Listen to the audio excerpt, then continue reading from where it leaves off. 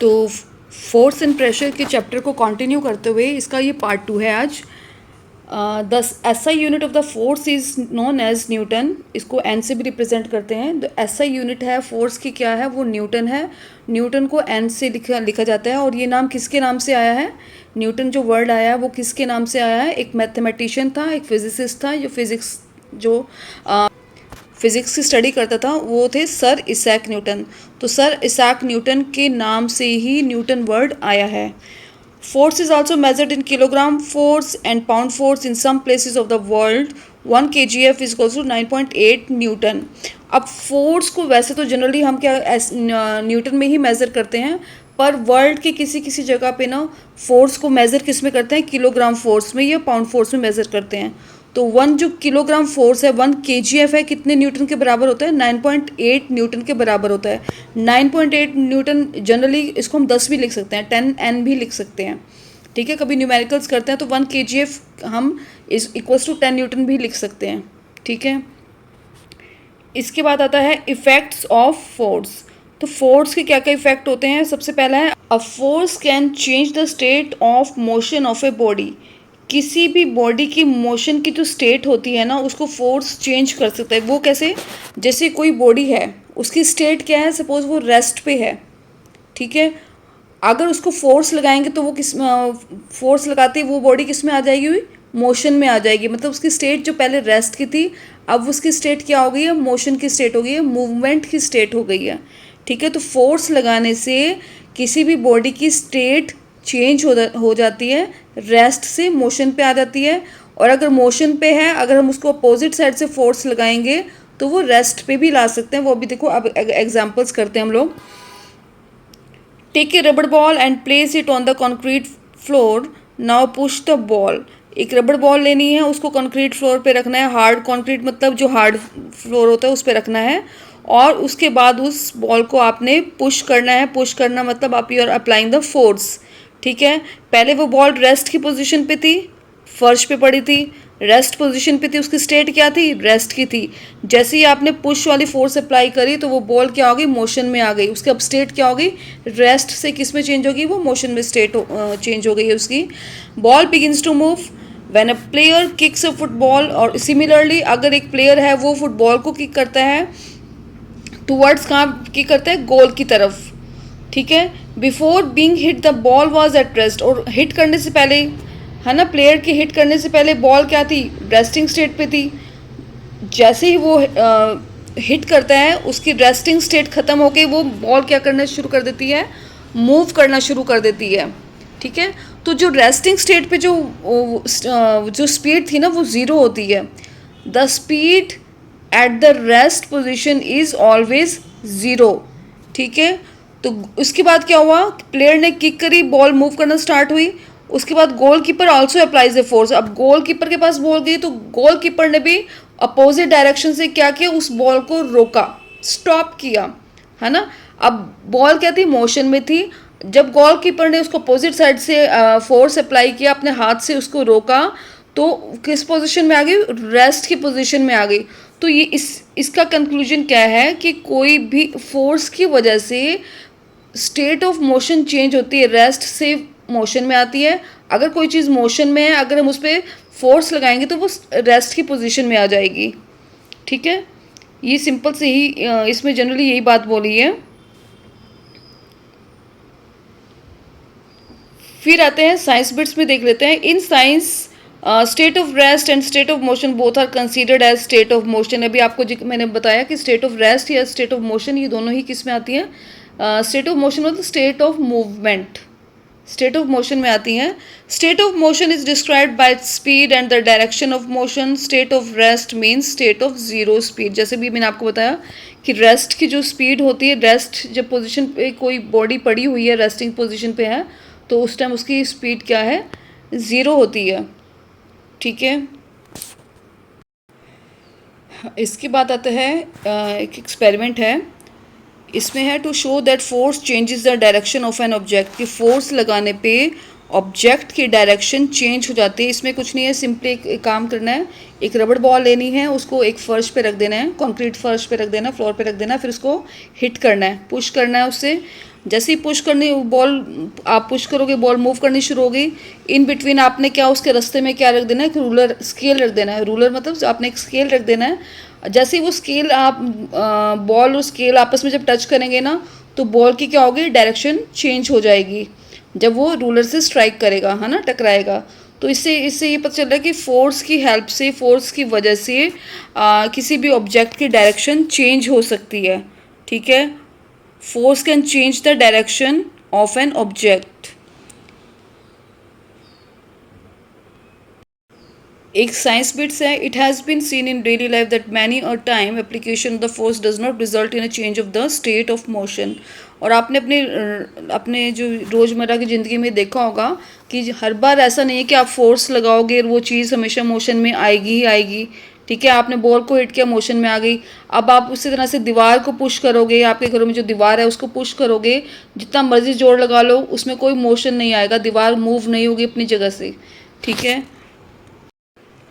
फिर नेक्स्ट क्या आता है इफेक्ट ऑफ फोर्स में, force can change the shape of an object. कि फोर्स, अगर किसी चीज़ पे फोर्स लगाते हैं तो उस ऑब्जेक्ट का शेप चेंज हो जाता है। किसी भी ऑब्जेक्ट पे अगर हम फोर्स लगाएंगे तो उस ऑब्जेक्ट की शेप चेंज हो जाएगी। तो इसके लिए आपने क्या करना है, इसकी रिक्वायरमेंट्स देख लो। A lump of dough on a plate, मतलब जो आटा गूंदा हुआ आटा को लेना है प्लेट में, उसको अगर आप क्या करोगे, चपाती बनाओगे या कुछ भी हाथ से चेंज करोगे, है ना, मुक्का मारोगे उस आटे, गूंदे हुए आटे पे, तो क्या होगा, आटे की बार बार शेप चेंज होती रहेगी। जितनी बार मुक्का मारोगे उसकी शेप अलग हो जाएगी, है ना। तो और दूसरा क्या ले सकते हो कि रबड़ बैंड ले लो। और रबड़ बैंड को किस पे आपने टांग देना है, किस पे फिक्स कर देना है, एक आयरन की नेल पे फिक्स कर देना है। ठीक है, रबड़ बैंड को आयरन की नेल पे फिक्स कर देना है। और फिर इस रबड़ को आप क्या करोगे, खींचोगे नीचे की तरफ, पुल करोगे, तो क्या आप देखोगे कि आप फोर्स लगा रहे हो तो रबड़ बैंड की क्या हो रही है, शेप चेंज हो रही है। ठीक है, तो कहने का मतलब है कि फोर्स लगाने पे शेप चेंज हो जाती है। आटे को आप फोर्स कर रहे हो, आटे की शेप चेंज हो रही है। रबड़ बैंड को आप खींच रहे हो तो उसकी रबड़ बैंड की शेप चेंज हो रही है। अगर एक प्लास्टिक का स्केल ले लेते हैं, कैसे लेना, जैसे एक मेटल का प्लास्टिक का ले लो, प्लास्टिक का स्केल नहीं तो ब्रेक ही हो जाएगा। आप मेटल का अगर स्केल ले लेंगे और उसकी दोनों तरफ क्या रख दोगे, दोनों एंड्स की तरफ क्या रख दोगे, एक एक ईंट रख दोगे। और इसके बाद क्या करोगे, सेंटर में क्या अप्लाई करोगे आप, एक ईंट और रख दोगे। ठीक है, पहले दोनों कोने पे, स्केल के दोनों कॉर्नर्स पे आपने एक एक ब्रिक रखनी है, ईंट रखनी है, फिर सेंटर में एक ईंट रखनी है। उससे क्या होगा, जो स्केल होगा पहले तो वो सीधा था, जैसे ही आप उसके सेंटर में एक ईंट रखोगे ना, तो वो स्केल क्या होगा, डाउनवर्ड, नीचे की तरफ क्या होगा, खींच जाएगा। ठीक है, तो इससे कहने का मतलब है आप फोर्स लगाने पे जो ईंट फोर्स लगा रही है तो उससे ऑब्जेक्ट क्या है इसमें, स्केल, तो स्केल की शेप क्या हो रही है, चेंज। तो वैन जब हम लोग फोर्स लगाते हैं किसी भी ऑब्जेक्ट पे तो उसकी शेप चेंज हो जाती है। तो इस जो आपने एक्सपेरिमेंट ऊपर किए तो इससे आपने क्या कंक्लूड किया, you observe that on pulling its length increases. जब आप किसी चीज़ को पुल कर रहे हो, जैसे आपने रबर बैंड को पुल किया, खींचा, तो उसकी लेंथ क्या हो गई, इंक्रीज हुई। और पुश करने से क्या होगी, लेंथ क्या होगी, डिक्रीज होगी। एक आप अपना भी एग्जांपल ले सकते हो, जैसे आप स्प्रिंग ले लो, है ना, आपके पेन में जो स्प्रिंग होता है, आप उसको निकाल के अगर खींचोगे, ठीक है, जब आप पुल करोगे तो क्या होगा, इसकी लेंथ बढ़ जाएगी। अब जब आप स्प्रिंग को क्या करोगे, पुश करोगे, दबाओगे, फिंगर्स के बीच में उसको दबाओगे, तो क्या होगा, फोर्स लगा रहे तो उसकी क्या हो रही है, शेप क्या होगी, डिक्रीज होगी। तो पुलिंग से जो लेंथ है वो इंक्रीज होती है और पुशिंग से लेंथ क्या होती है, डिक्रीज होती है। फिर आता है next topic, kinds of forces. तो there are two kinds of forces, दो तरह की फोर्सेस होती हैं, एक तो होती है कॉन्टैक्ट फोर्स और दूसरी होती है नॉन कॉन्टैक्ट फोर्स। तो सबसे पहले करेंगे कॉन्टैक्ट फोर्स। कॉन्टैक्ट फोर्स से समझ आ रहा होगा कि दो चीज़ें आपस में कॉन्टैक्ट में होनी चाहिए, टच में होनी चाहिए, तभी कॉन्टैक्ट फोर्स लगेगी। जैसे contact forces act only when objects are in physical contact with each other and bring about the necessary changes. Contact forces में कौन कौन सी टाइप्स हैं, अलग से और टाइप्स क्या होती हैं कॉन्टैक्ट फोर्सेज की।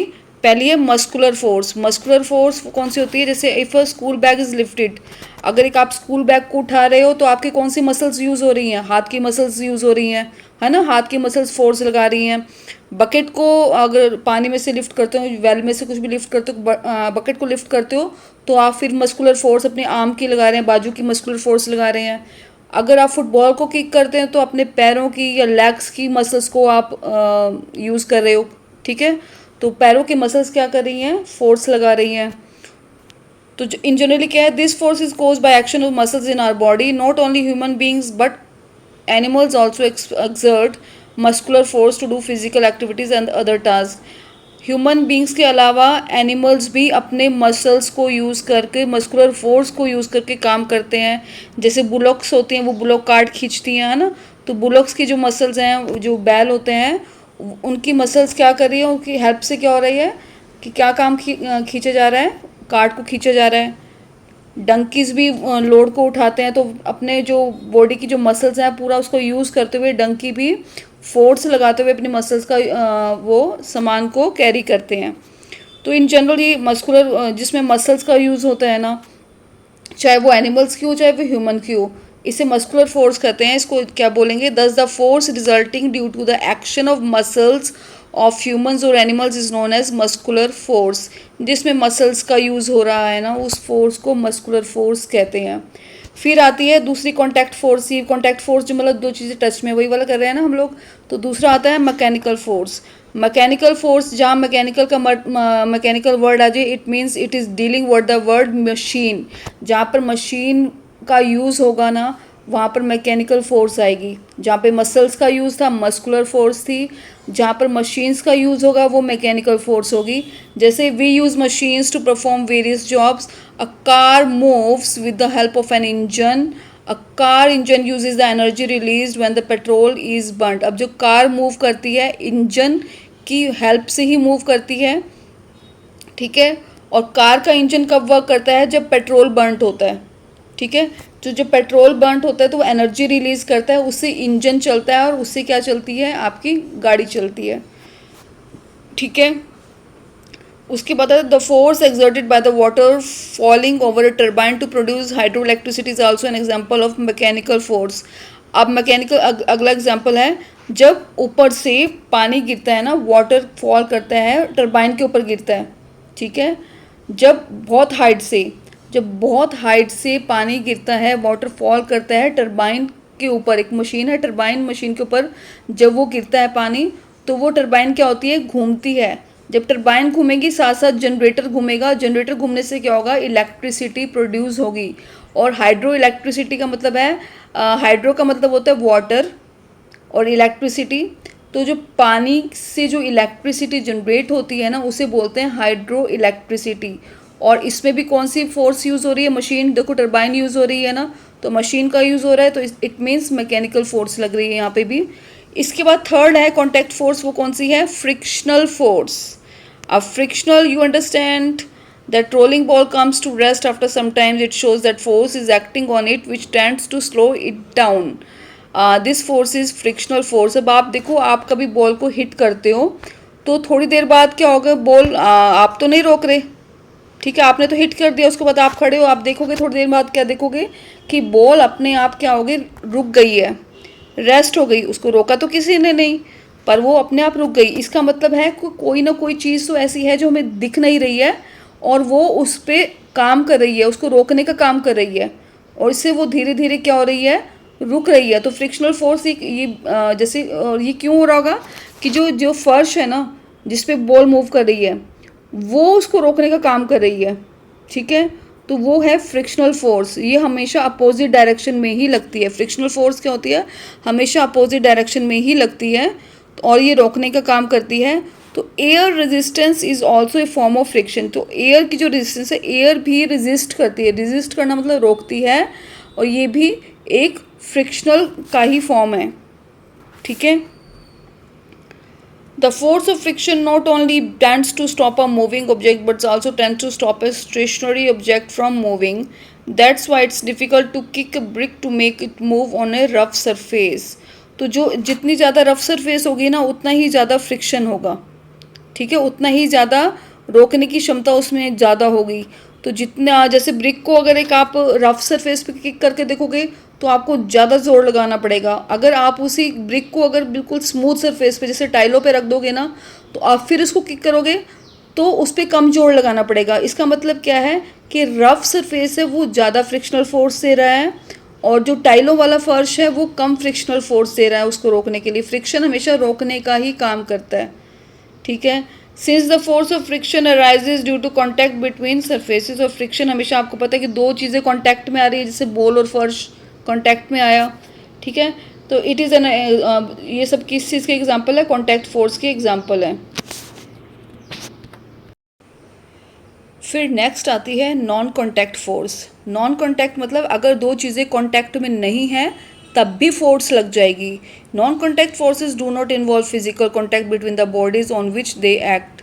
तो नॉन कॉन्टैक्ट का मतलब ये है कि मतलब जो अगर दो बॉडीज़ कॉन्टैक्ट में नहीं है ना, आपस में टच नहीं कर रही हैं, फिर भी फोर्स लग जाएगी, तो they act through spaces between them. Such forces are called non contact forces, और ये चार तरह की होती है। सबसे पहली है मैग्नेटिक फोर्स। मैग्नेटिक फोर्स जो चुंबक वाली फोर्स होती है, मैग्नेट्स वाली फोर्स जो फोर्स होती है। The force which magnet exerts on magnetic object is called the magnetic force. अब ये मैग्नेटिक फोर्स क्या, ये फोर्स कौन एक्सर्ट कर रहा है, कौन दे रहा है, ये फोर्स कौन दे रहा है, मैग्नेट दे रहा है। और किस पे दे रहा है, मैग्नेटिक ऑब्जेक्ट्स पे। जो मैग्नेटिक ऑब्जेक्ट्स होते हैं ना, जो मैग्नेट्स की तरफ अट्रैक्ट होते हैं, तो उन ऑब्जेक्ट्स पे वो क्या दे रहा है, फोर्स दे रहा है। और देखो बिना टच के आपने खुद घर में चीज़ करी भी होगी, तो इसके लिए एक्टिविटी परफॉर्म करके देखते हैं। Take 3 cylindrical shaped pencils and place them parallel to each other on a table. 3 pencils लेनी है, उनको पैरेलल रख देना है टेबल के ऊपर। Now take a pair of bar magnets. फिर उसके 2 मैग्नेट्स लेनी है, 2 बार मैग्नेट्स लेनी है। Place the longer side of one of the magnet over pencils in such a way that the north pole of the magnet face to you. और फिर क्या करना है, जो पेंसिल्स पे एक मैग्नेट रख लेना है और उसके अपोजिट में एक जो मैग्नेट रखोगे ना, तो दोनों के नॉर्थ पोल, आपको पता है कि मैग्नेट में 2 पोल्स होते हैं, north pole and south pole, ठीक है। इस केस में क्या करना है, सबसे पहला केस देखो। सबसे पहले केस में क्या, दोनों रेड आपको सामने दिख रहे हैं ना, दोनों रेड पोर्शन आमने सामने दिख रहे हैं। तो जो ये red portion actually north pole है, ठीक है। तो एक मैग्नेट का नॉर्थ पोल दूसरे मैग्नेट के नॉर्थ पोल के आमने सामने रख देना है। फिर क्या करना है, आपने धीरे धीरे जो आपके हाथ में मैग्नेट है ना, जिस मैग्नेट को आपने हाथ से पकड़ा हुआ है, धीरे धीरे मैग्नेट को आगे लेके जाना है, ठीक है। तो दोनों फिर क्या होगा, आप क्या देखोगे कि जो मैग्नेट पेंसिल पे रखा हुआ है ना, वो धीरे धीरे आगे मूव करना शुरू करेगा, ठीक है। आपने क्या करना है, कांटेक्ट में नहीं लाना, बल्कि दूर से ही, थोड़ी दूर से ही क्या होगा, वो मैग्नेट जो पेंसिल्स के ऊपर रखा हुआ है वो मूव करने लग जाएंगी पेंसिल समेत, ठीक है। क्यों, क्योंकि दोनों की क्या है, नॉर्थ पोल है, दोनों के पोल्स क्या है, एक जैसे हैं। तो जहाँ एक जैसे पोल्स होते हैं ना, सेम पोल होते हैं, मतलब लाइक पोल्स होते हैं ना, लाइक मतलब सेम पोल्स होते हैं, वहाँ पर रिपल्शन होती है। रिपल्शन मतलब एक दूसरे से दूर भागते हैं वो, है ना, 2 मैग्नेट्स एक दूसरे से दूर भागने की करेंगे, वहाँ पर रिपल्शन होगी। इस केस में क्या है, पहले केस में जो दो रेड है, मतलब दोनों नॉर्थ पोल हैं, दोनों मैग्नेट्स के नॉर्थ पोल आपस में आमने सामने हैं। इससे क्या होगा, मूवमेंट होगी, अवे भाग, एक दूसरे से दूर भागेंगे। तो मतलब दूर भागना मतलब एक दूसरे से दूर भागना मतलब रिपल्शन हो रही है। और इसी के अपोजिट अगर हम दूसरा केस करेंगे, एक मैग्नेट का जो पेंसिल्स पे जो मैग्नेट रखी है उसका नॉर्थ पोल ले लिया और उसके सामने क्या रख दिया, दूसरे मैग्नेट का साउथ पोल रख दिया, ठीक है। एक का नॉर्थ पोल और दूसरे मैग्नेट का साउथ पोल जब हम आमने सामने लाएंगे ना, दोनों अपोजिट पोल्स हैं ये, जब ये दोनों अपोजिट पोल्स को हम आमने सामने लाएंगे तो रिजल्ट क्या होगा, ये आपस में अट्रैक्ट करेंगे, खींचेंगे, रिपल नहीं करेंगे, बल्कि अपने अपने आप को एक दूसरे के साथ क्या करेंगे, अट्रैक्ट कर कर एक दूसरे को खींचेंगे, ठीक है। तो ये क्या होगी, अट्रैक्शन वाली फोर्स होगी। तो इससे क्या कंक्लूड होता है, जो लाइक पोल्स होते हैं, लाइक मतलब सेम पोल से क्या होता है, रिपल्शन होती है। और अनलाइक पोल मतलब डिफरेंट पोल्स, तो डिफरेंट पोल से क्या होगी, अट्रैक्शन होती है, ठीक है। इसके बाद कंक्लूजन है, you can conclude that like poles of the magnet repel. ये भी आपने जैसे बताया कि जो पोल्स, जो लाइक पोल्स होते हैं, एक जैसे पोल होते हैं, नॉर्थ या नॉर्थ होगा दोनों का, अगर दोनों का नॉर्थ है तो रिपल्शन होगी, अगर दोनों का साउथ है तब भी रिपल्शन होगी। और अगर अनलाइक पोल्स हैं, अनलाइक पोल्स अगर एक मैग्नेट का नॉर्थ पोल दूसरे मैग्नेट के साउथ पोल के सामने लाएंगे तो अट्रैक्शन होगी, ठीक है। तो अट्रैक्शन और repulsion between the objects in another form of pull और push, a magnet can exert a force on another magnet without being in contact with it, ठीक है। इसमें देखो मैग्नेट्स का आपस में कॉन्टैक्ट नहीं हुआ, फिर भी मूवमेंट हुई। The force exerted by a magnet is an example of non contact force. इसके बाद आता है कि साइंस बिट्स हैं। Magnetic force is use to run a train known as maglev train. This train moves a bit centimetre above the track due to the repulsion between the magnets in the train and the track. अब एक magnetic force जो लग रही है ना, जो non contact force है, इसको यूज़ करते हुए एक ट्रेन बनाई गई है जिसे मैगलेव ट्रेन बोलते हैं। और ये देखो ट्रेन कैसे मूव करती है, बड़ा आपको हैरानी होगी जानकर। ये ट्रेन किस तरह से मूव कर रही है, ट्रेन ट्रैक से थोड़ा ऊपर रहती है। जो ये ट्रेन है ट्रैक को टच नहीं करती, बल्कि ट्रैक से थोड़ा सा ऊपर मूव करती है। और इसके बीच में देखो कौन सी फोर्स लगेंगी। देखो जो ट्रेन है उसके पहियों में भी कुछ मैग्नेट्स लगाए हुए हैं, ठीक है, और ट्रैक भी मैग्नेटिक है। ट्रेन के पहिए भी मैग्नेटिक है और ट्रैक भी क्या है, मैग्नेटिक है। और इनकी जो फोर्सेस है ना, लाइक फोर्सेस है। लाइक मतलब रिपल्शन वाली फोर्स हैं, ठीक है। रिपल्शन की वजह से वो ट्रैक से थोड़ा ऊपर ही चलती है। जो ट्रेन मैगलेव ट्रेन है ट्रैक से थोड़ा हाइट पर चलती है, 1-2 सेंटीमीटर जो भी है, वो ऊपर चलेगी ट्रैक से। और ये कौन सी फोर्स लग रही है, रिपल्शन की फोर्स लग रही है। अगर अट्रैक्शन की फोर्स होती तो वो ट्रैक पे ही चलती ना। रिपल्शन की फोर्स है तभी तो वो ट्रैक से थोड़ा सा ऊपर उठ के चल रही है, ठीक है। इसके बाद नेक्स्ट नॉन कॉन्टैक्ट फोर्स आती है इलेक्ट्रोस्टैटिक फोर्स। तो इलेक्ट्रोस्टैटिक फोर्स क्या होती है, the force exerted by a charged body on another charged और uncharged body, it is called electrostatic force. आप लोग ये बड़ी क्लासेस में पढ़ोगे कि चार्ज्ड क्या होता है। ये बेसिकली आपको होता है तो कुछ इलेक्ट्रॉन्स की वजह से होता है ना, हर बॉडी में कुछ इलेक्ट्रॉन्स होते हैं, तो इलेक्ट्रॉन्स की वजह से कुछ चार्ज क्रिएट होता है। तो आप इसको बेसिकली कैसे, आप इसको सिंपली आप लर्न कर लो। The force exerted by a body, एक चार्ज्ड बॉडी जो फोर्स लगा रही है दूसरी चार्ज्ड बॉडी पे या दूसरी अनचार्ज्ड बॉडी पे, ठीक है। एक बार रिपीट कर देती हूँ कि जो एक चार्ज्ड बॉडी है वो फोर्स अगर लगा रही है किसी दूसरी चार्ज्ड बॉडी पे या दूसरी अनचार्ज्ड बॉडी पे, जो फोर्स लगा रही है ना, आपस में जो दो फोर्स लग रही हैं, एक चार्ज्ड विद चार्ज्ड और एक चार्ज्ड विद अनचार्ज्ड, तो इस तरह की जो फोर्स लग रही है ना वो होगी इलेक्ट्रोस्टैटिक फोर्स। इसमें क्या करना है ना, जैसे कि आप सिंपली आपने मेरे ख्याल से कर भी रखा होगा, एक प्लास्टिक का स्केल लेके अपने बालों पे रब कर लिया होगा, ठीक है। ये शायद मुझे आई होप कि आपने एक्सपेरिमेंट करा हो कि स्केल को, एक प्लास्टिक का स्केल लेके अपने बालों पे रब कर लो, ठीक है। और जब उसको कई देर तक अपने बालों पे रब करते रहो, कई देर तक रब करते रहोगे ना, उसके बाद क्या होगा, जब इस स्केल को आप कुछ बिट्स ऑफ पेपर के पास लाओगे ना, कुछ छोटे छोटे पेपर के टुकड़ों के पास लाओगे, तो क्या होगा, आप एक करके देखना। जैसे स्केल को आपने चार्ज किया, मतलब आपने क्या बालों पे रब किया, तो इसका मतलब आपने स्केल को चार्ज कर लिया है, ठीक है। अब आपका स्केल क्या है, चार्ज हो चुका है। और आपने जो बिट्स ऑफ पेपर रखे हैं वो अभी इसमें चार्ज नहीं है, वो नॉन चार्ज्ड हैं, है ना, उसमें तो कोई चार्ज नहीं है, आपने सिंपली उसको फाड़ के रखा हुआ है। तो जब आप अपना charge scale in papers, bits of paper के पास लेके जाओगे ना, तो वो पेपर्स दूर से ही देखोगे कि वो अट्रैक्ट होने शुरू हो जाएंगे स्केल की तरफ, ठीक है। तो स्केल आपका चार्ज्ड है और जो पेपर आपके पास बिट्स ऑफ पेपर पड़ा हुआ है वो नॉन चार्ज्ड है। तो charged body non charged body को अपनी तरफ क्या कर रही है, अट्रैक्ट कर रही है, ठीक है। इसके बाद क्या है, अगर आप दूसरा केस देख लो, आप क्या करोगे, स्केल को आपने रब करा, अपने बालों से रब किया, मतलब आपने स्केल को क्या किया, चार्ज कर दिया। और उसी तरफ आपने क्या किया, कुछ पेपर, जो पेपर लेके ना, पेपर को भी अपने बालों पे या किसी चीज़ से भी रब कर लो, ठीक है। किसी और चीज़ से उसको रब कर लोगे तो पेपर भी क्या हो जाएगा, चार्ज हो जाएगा, ठीक है।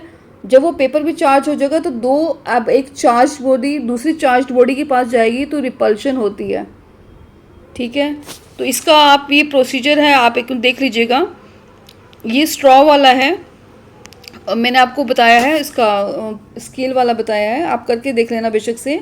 जब एक charge body non charge body के पास जाती है तो मोस्टली अट्रैक्शन ही होती है, और एक चार्ज बॉडी दूसरी चार्ज बॉडी के पास जाती है मोस्टली क्या होती है, रिपल्शन होती है। तो इसका रीज़न क्या है, this is due to the force called electrostatic force which results due to repulsion of like charges. जब लाइक चार्जेस होंगे, दोनों ही सेम चार्जेस होंगे तो रिपल्शन होगी, और अगर अनलाइक चार्जेस होंगे तो क्या होगी, अट्रैक्शन होगी, ठीक है। इसके बाद नेक्स्ट नॉन कॉन्टैक्ट फोर्स आती है ग्रेविटेशनल फोर्स। ग्रेविटेशनल फोर्स क्या होती है? Newton discovered that all objects in the universe exert a force on all other objects, this is called gravitational force और जस्ट ग्रेविटी। न्यूटन ने क्या discover किया था कि यूनिवर्स में जितनी भी चीज़ें हैं ना, जितनी भी चीज़ें हैं वो एक दूसरे के तरफ अपने आप को खींचती हैं। हर एक चीज़ दूसरी चीज़ को अपनी तरफ क्या कर रही है? खींच रही है। ठीक है।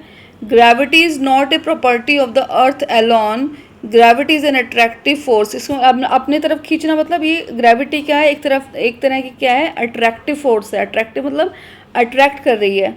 क्यों? हर चीज़ क्या है? एक दूसरे को अपनी तरफ खींच रही है ना। तो the gravitational force between the moon and the earth keeps the moon revolving around the earth. अब ग्रेविटेशनल फोर्स है, अब एक अट्रैक्टिव फोर्स है, खींच के रखने वाला फोर्स है ना। ग्रेविटेशनल फोर्स क्या होता है? एक वो वाला फोर्स है जो मतलब दूसरी बॉडी को अपनी तरफ खींच के रखता है। तो ये जो ग्रेविटेशनल फोर्स है मून और अर्थ के बीच में, ठीक है, मतलब अर्थ क्या है? मून को खींच के रखती है अपनी तरफ, है ना। ग्रेविटेशनल फोर्स उस पर अप्लाई करती है, जिसकी वजह से क्या होगा? मून क्या है? अपने रास्ते पर ही क्या करता रहता है? रिवॉल्व करता रहता है। अगर ये ग्रेविटेशनल फोर्स नहीं होगी ना तो मून पता नहीं कहाँ का कहाँ पहुँच जाएगा। ठीक है। तो अर्थ की ग्रेविटेशनल फोर्स के कारण मून, हर बॉडी, मून में भी ग्रेविटेशनल फोर्स होगा, तो दोनों की जो ग्रेविटेशनल फोर्स है ना, एक दूसरे को क्या करके रखते हैं? आप एक दूसरे को बांध के रखते हैं, एक दूसरे को अट्रैक्ट करके रखते हैं। ठीक है। The gravitational force of the moon is about 1/6 that of earth. तो जो ग्रेविटेशनल फोर्स है ना, मून पे भी है ग्रेविटेशनल फोर्स, तो पर वो अर्थ से 1/6 है। 1/6 मतलब उसका 1/6 पार्ट है। फिर लास्ट आती है nuclear force. The force that exist among the tiny particles in the centre, that is nucleus of an atom, is called the nuclear force. अब ये जो न्यूक्लियर फोर्स है ना, वो न्यूक्लियस की वजह से होती है। अब न्यूक्लियस कहाँ पे प्रेजेंट होता है? न्यूक्लियस सेंटर में प्रेजेंट होता है। और किसके? किसी भी एटम के सेंटर में क्या प्रेजेंट होता है? न्यूक्लियस प्रेजेंट होता है। और ये न्यूक्लियस जो होता है ना, ये फोर्स लगाता है, और इस फोर्स से क्या होता है? सारे के सारे पार्टिकल्स क्या होते हैं? इकट्ठे रहते हैं। तो nuclear force is applied by the nucleus which is present in the centre of an atom. ठीक है। इसका डिटेल हमारी 8th क्लास में हम लोग नहीं करेंगे, इसका डिटेल बड़ी क्लासेस में आएगा। ठीक है। इसमें जनरली क्या होता है? कुछ प्रोटॉन्स, न्यूट्रॉन्स और इलेक्ट्रॉन की वजह से ये जो न्यूक्लियर फोर्स लगती है, इसका डिटेल अभी हम लोग करेंगे नहीं। अब नेक्स्ट टॉपिक आता है pressure. You might have heard the pressure heard and use the word pressure in connection with the pressure cooker, blood pressure और low pressure region over the bay of Bengal और द अरेबियन सी। अब क्या है? Pressure word आप लोगों ने कहाँ कहाँ पे सुना है? प्रेशर कुकर में सुना है, ब्लड प्रेशर में प्रेशर वर्ड सुना है ना, लो प्रेशर रीजन जो होते हैं बे ऑफ बंगाल और अरेबियन सी के पास, वहाँ पे प्रेशर वर्ड सुना है। बट एक्चुअल में साइंस में प्रेशर का मतलब क्या होता है? इसमें है the effect of force depends not only on the magnitude of force but also on the area over which it acts. अब फोर्स का जो इफ़ेक्ट है वो किस पे डिपेंड करता है? मैग्नीट्यूड ऑफ फोर्स पे तो डिपेंड करता है ना, कि कितना मैग्नीट्यूड की फोर्स लग रही है, इस पे तो डिपेंड करता ही है। इसके साथ साथ कितने एरिया पे वो फोर्स लग रहा है। ठीक है। तो effect of force depends not only the magnitude of the force but also on the area over which it acts. ठीक है। कितने एरिया पे फोर्स लग रही है उस पर भी डिपेंड करता है। इसके बाद है इस पिक्चर में दिखाया हुआ है, 2 पर्सन दिखाए हैं। The one wearing the large flat snow shoes does not sink into the snow. अब इसमें 2 पर्सन जो दिखाए हैं आपको, जो एक पिंक शर्ट में एक पर्सन दिख रहा होगा, इसके जो शूज़ हैं देखो कैसे शूज़ हैं, ब्रॉड हैं, काफ़ी चौड़े चौड़े शूज़ हैं। मतलब चौड़े होने का मतलब क्या है? काफ़ी ब्रॉड होने का मतलब क्या है? कि फ्लैट हैं और ब्रॉड हैं। इसका मतलब क्या है? कि एरिया ज़्यादा कवर कर रहे हैं ये शूज़, है ना। दोनों पर्सन का वेट बराबर है। ठीक है। दोनों पर्सन का वेट बराबर है, बट इनके जो शूज़ के डिज़ाइन है ना वो अलग अलग हैं। एक के दिख रहे हैं फ्लैट शूज़ और एक के मतलब अभी दिख ही नहीं रहे क्योंकि वो पॉइंटेड शूज़ थे, उनका एरिया कम था। ठीक है। इसकी वजह से क्या हुआ? वो क्या हुआ? अंदर धंस गया, स्नो के अंदर चला गया। अब यही रीज़न है कि कितना फोर्स लग रहा है कितने एरिया पे, इसे ही प्रेशर बोलते हैं। एक्चुअली प्रेशर क्या होता है? The pressure is defined as the force acting per unit area of the surface, कि कितने यूनिट एरिया पे कितना फोर्स लग रहा है। ठीक है, एक यूनिट एरिया पे कितना फोर्स लग रहा है उसे ही प्रेशर बोलते हैं। अब ऊपर वाले केस में देखो क्या है कि दोनों पर्सन हैं, इन दोनों का वेट बराबर है।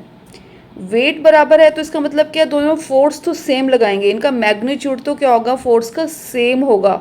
बट इन दोनों का जो एरिया है, फोर्स लगाने वाला एरिया, वो देखो अलग अलग है। उसने फ्लैट शूज़ पहने हैं तो मतलब ज़्यादा एरिया है उसके शूज़ के वजह से, ज़्यादा एरिया, और उसके पॉइंटेड शूज़ थे उसकी वजह से क्या, एरिया कम था। अब जिसके फ्लैट शूज़ हैं वो फोर्स लगा रहा है ज़्यादा एरिया पे, ज़्यादा एरिया को कवर करते हुए फोर्स लग रहा है। और दूसरे केस में क्या है, फोर्स लगा रहा है बट उसका एरिया ऑफ कांटेक्ट है जो स्नो के साथ, वो एरिया ऑफ कांटेक्ट बहुत कम है। ठीक है, तो प्रेशर क्या होता है, फोर्स अपॉन एरिया। तो जितना ज़्यादा एरिया होगा ना उतना ही कम प्रेशर लगेगा। समझ रहे हो? क्योंकि दोनों की फोर्स तो सेम है बट एरिया ऑफ कांटेक्ट इनका अलग अलग है। तो जिसका एरिया ऑफ कांटेक्ट ज़्यादा है वो पर्सन कम प्रेशर लगाएगा, उस पर्सन पे वो कम प्रेशर लगाएगा। कम प्रेशर लगा तभी तो वो जो फ्लैट शूज़ वाला था वो अंदर नहीं धंसा ना, स्नो के अंदर नहीं धंसा क्योंकि प्रेशर ज़्यादा नहीं लगा। ठीक है, if P is the pressure, F is the force and A is the area of contact, then P is equals to F upon A। ठीक है, प्रेशर को फोर्स अपॉन एरिया बोलते हैं, इसको सिंबॉलिक फॉर्म में P is equals to F upon A कह सकते हैं। प्रेशर को P हो गया, F फोर्स हो गया, A से एरिया हो गया। अच्छा, ऊपर वाले एक्सप्रेशन में क्या है, फोर्स इज इन न्यूमरेटर, जो ऊपर है फोर्स न्यूमरेटर है और एरिया क्या है, डिनोमिनेटर में दिया हुआ है। और इस चीज़ से हम क्या कंक्लूड करते हैं, इफ़ द फोर्स इंक्रीजेज, अगर ऊपर से फोर्स जो, अगर मान लो ये न्यूमेरिकल, ये जो अब जो ये ऊपर एक्सप्रेशन दिया हुआ है ना, pressure is equals to force upon area, जो ये एक्सप्रेशन दिया हुआ है, अगर इस एक्सप्रेशन में हम फोर्स को बढ़ा देते हैं, ठीक है, अगर फोर्स बढ़ा देते हैं तो प्रेशर क्या होगा, नेचुरली इंक्रीज होगा क्योंकि वो न्यूमरेटर में है। ठीक है, अगर फोर्स को हम कम कर देंगे तो प्रेशर कम हो जाएगा। ये बात समझ आई? इसके बाद है, अगर एरिया को हम क्या कर देते हैं, डिक्रीज कर देते हैं, if the area over which the force act decreases, उस एरिया को ही कम कर दे जिस पे फोर्स लग रही है, तब भी क्या होगा, प्रेशर बढ़ जाएगा। अभी आप शूज़ का ही सोच लो, है ना, जो पॉइंटेड शूज़ थे उसने, उसका एरिया क्या था, कम था, है ना, एरिया कम लग रहा था तो क्या था, प्रेशर क्या था, तब बढ़ गया था और उसकी वजह से वो स्नो के अंदर धंस गया था। तो कहने का मतलब है, जितना ज़्यादा एरिया बढ़ेगा उतना ही कम प्रेशर लगेगा और जितना ही एरिया को हम कम करेंगे उतना ही प्रेशर क्या होगा, ज़्यादा लग जाएगा। ठीक है, अब इसी चीज़ को हम एक एक्सपेरिमेंट से समझते हैं। To observe the effect of pressure, pressure का क्या क्या इफ़ेक्ट पड़ता है। इन्होंने क्या किया, दो सिलेंडर्स लिए हैं P और Q।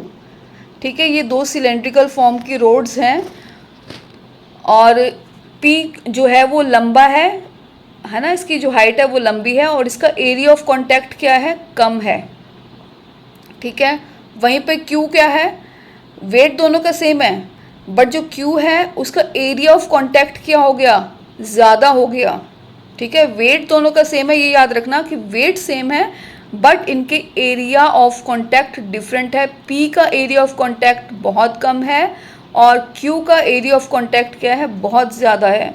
तो जब इस तरह की रोड्स को आप किसी सॉफ्ट क्ले के ऊपर डालोगे ना, इसका प्रोसीजर पढ़ लेते हैं। Spread soft clay on the ground, now take both cylinders and place both of them on the soft clay as shown in the figure. What do you observe, जब आप सॉफ्ट क्ले पे इन दो तरह के cylinders को आप रखोगे तो क्या ऑब्जर्व करोगे। अभी आपको बताया था ना, जिसका एरिया ऑफ कांटेक्ट कम होगा उसके ऊपर प्रेशर ज़्यादा लगेगा, प्रेशर ज़्यादा लगेगा तो वो ज़्यादा अंदर चला जाएगा, है ना। अभी जस्ट आपको ऊपर शूज़ वाला एग्जांपल जो बताया था, तो आप क्या ऑब्जर्व करेंगे, the P is found to penetrate more than Q। जो P है वो ज़्यादा पेनिट्रेट अंदर घुस गया है, सॉफ्ट क्ले के अंदर चला गया, पेनिट्रेट कर गया है। क्यों? क्योंकि इसका एरिया ऑफ कॉन्टैक्ट कम है। एरिया ऑफ कॉन्टैक्ट कम है तो प्रेशर ज़्यादा है, प्रेशर ज़्यादा हुआ तो वो ज़्यादा अंदर चला गया। ठीक है, Q के केस में एरिया ऑफ कॉन्टैक्ट ज़्यादा है। ठीक है, एरिया ज़्यादा हो गया तो प्रेशर क्या हो गया, नेचुरली क्या हो गया, कम हो गया। कम प्रेशर होने की वजह से वो कम पेनिट्रेट किया क्ले के अंदर। ठीक है, इसके बाद है the total force exerted by both the cylinders. नहीं, the reason is that the thinner cylinder exerts more pressure. अब आपको अभी जैसे क्लियर किया, जो थिनर सिलेंडर है वो ज़्यादा प्रेशर लगा रहा है then the thicker one. However, the total force exerted by both the cylinders is the same. Force देखो दोनों की सेम है क्योंकि वेट दोनों का सेम था। ठीक है, दोनों सेम फोर्स लगा रहे हैं, दोनों का फोर्स सेम है because they are having the same weight. ठीक है, however the total force exerted by both cylinders is the same and is equal to their weight. Pressure exerted by P is equal to W upon A। ठीक है, तो एक जो pressure exerted bye P, जो P जो road है उसका pressure क्या है, W अपॉन A है। ठीक है, उसका अपना वेट और उसने कितना एरिया कवर किया वो हो गया। और जो Q का है वो है W अपॉन B। Q का प्रेशर क्या है, W अपॉन B। B मतलब क्या है, इसका कितना एरिया है ना। वेट तो दोनों का सेम है। P वाले का हमने मान लिया एरिया A है और Q वाले का एरिया हमने मान लिया B है। ठीक है, where B is the area of Q on which the force is exerted. और अब हमें पता है कि एरिया जो A है, A किसका एरिया है, P रोड का एरिया है। ठीक है, अब हमें पता है कि P रोड का जो एरिया A है वो कम है Q रोड के एरिया B से। ठीक है, A का एरिया कम है B के एरिया से, therefore pressure exerted bye P is greater than that exerted by Q।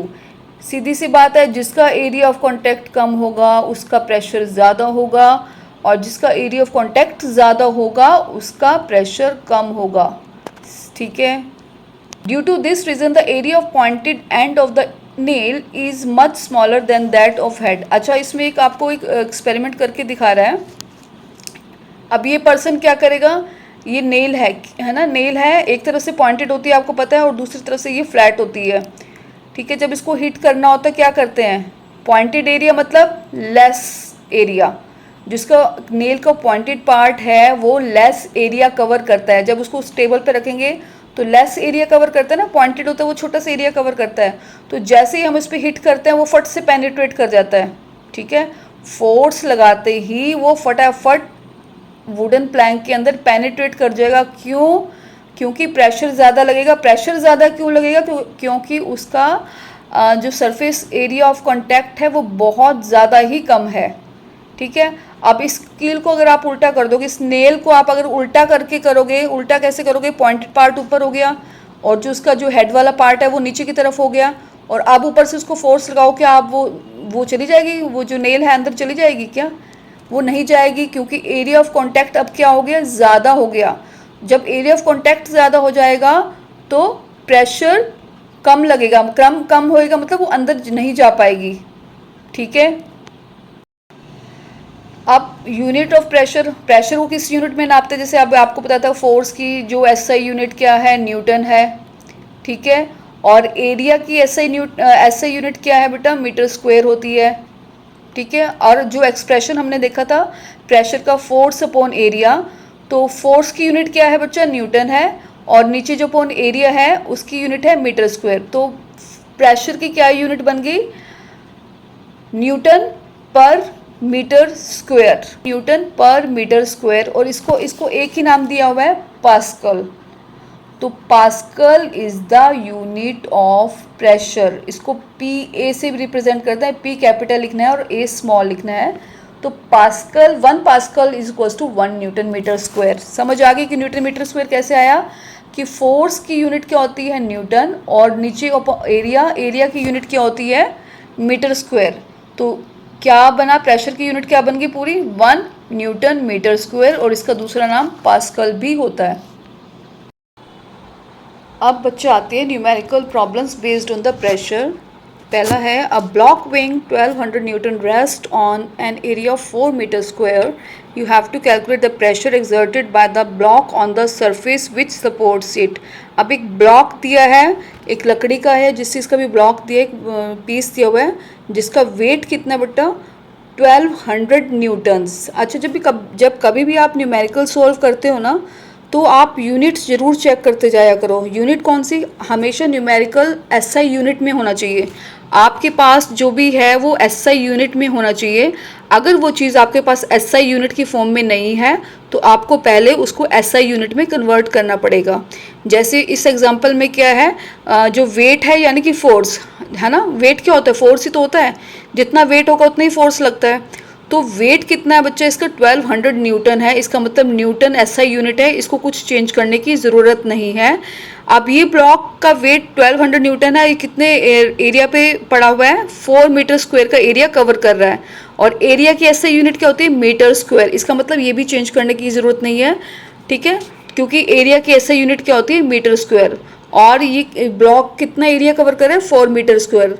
तो आपको ये तो बिल्कुल सिंपल है, आपको प्रेशर कैलकुलेट करना है। आपको पता है प्रेशर का फॉर्मूला क्या था, फोर्स अपॉन एरिया था, है ना, अभी पीछे हम लोगों ने किया है। Pressure is equals to force upon area.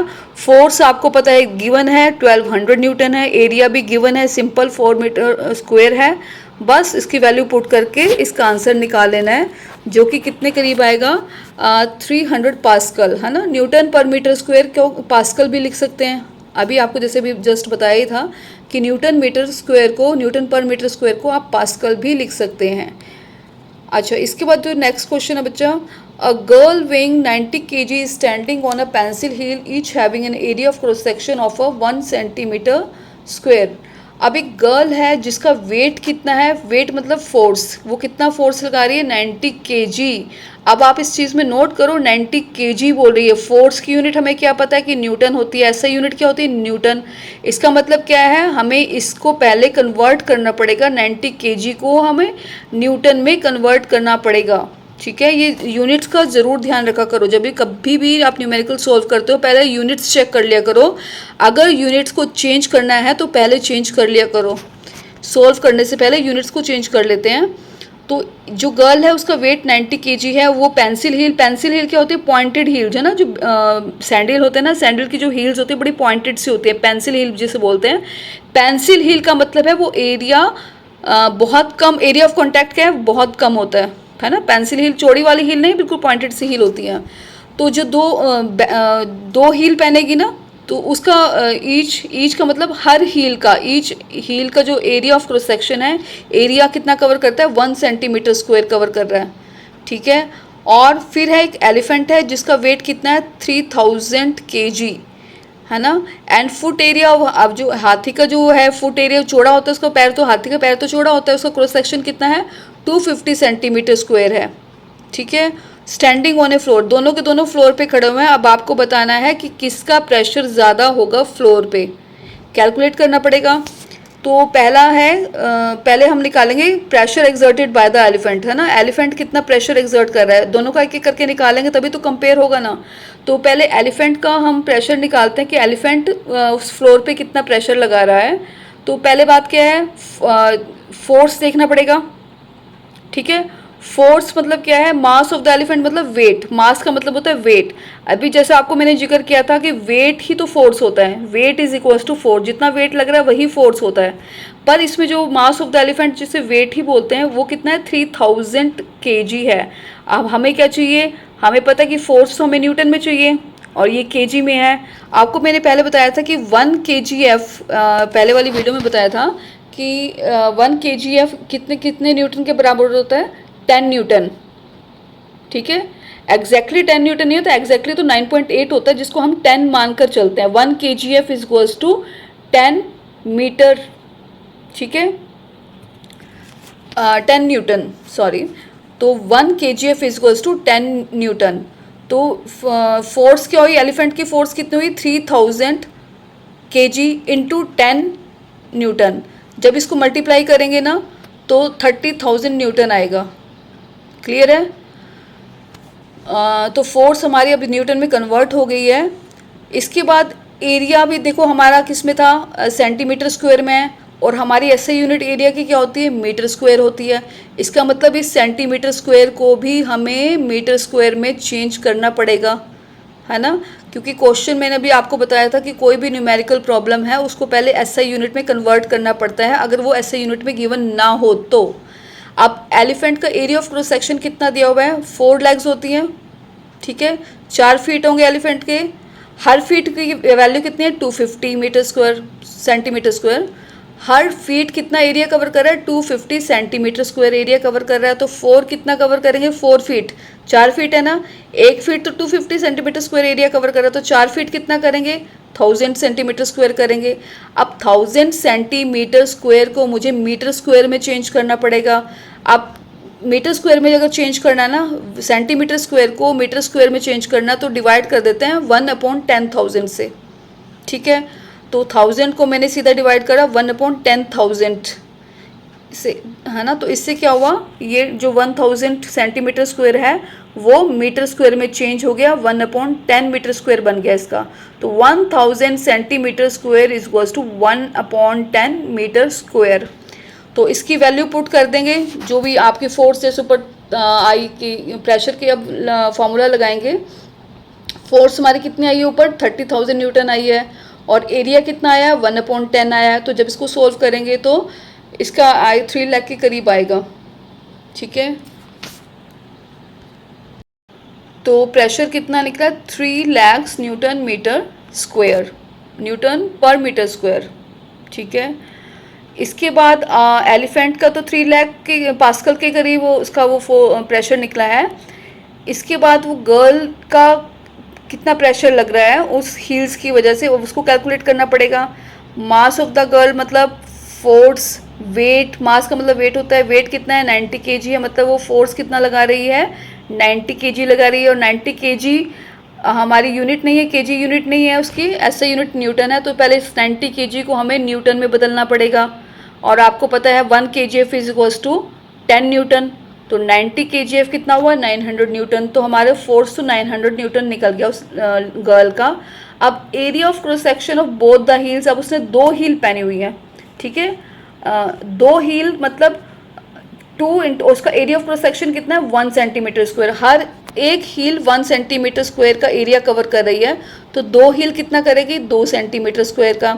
अब सेंटीमीटर स्क्वायर को हमें मीटर स्क्वायर में बदलना पड़ेगा, क्योंकि एरिया की एसआई यूनिट क्या है, मीटर स्क्वायर है। आप किसी भी सेंटीमीटर स्क्वायर को मीटर स्क्वायर में बदलना हो तो मैंने अभी बताया था आपको 1/10,000 से उसको डिवाइड कर देना है, ठीक है। तो आप इस 2 जो 2 आया है 2 सेंटीमीटर स्क्वायर, इसको आप 1/10,000 से डिवाइड कर दोगे तो क्या आएगा, 2/10,000 हो जाएगा। क्लियर है? अब प्रेशर का फॉर्मूला लगाएंगे, फोर्स अपॉन एरिया। तो इसको कैलकुलेट करने पे क्या आ रहा है आपका, 45 लाख आ रहा है ना, 45 lakh newton metre square, 45 lakh है। और जबकि एलिफेंट का कितना था, 3 लाख। तो कितना डिफरेंस हो गया। अब आप सोच रहे हो हाथी इतना लंबा चौड़ा होकर प्रेशर नहीं लगा पा रहा, और एक वो लड़की जो 90 किलो की थी और उसने कितना प्रेशर लगा दिया, 45 लाख। तो इस एग्जांपल से क्लियर होता है कि गर्ल्स की हील है वो मोर प्रेशर एक्सर्ट कर रही है, ठीक है। उसकी अगर रेशो पूछी है तो रेशो ऑफ द प्रेशर कितना हुआ, रेशो निकाल लो। रेशो क्या आ गई, जो भी pressure exerted by the girl upon the pressure exerted by the elephant. तो दोनों की वैल्यू पुट करके जो रेशो निकलेगी 15 आएगी। इसका मतलब क्या है, जो गर्ल है वो 15 टाइम्स ज़्यादा प्रेशर लगा रही है एज कंपेयर टू एलिफेंट, ठीक है।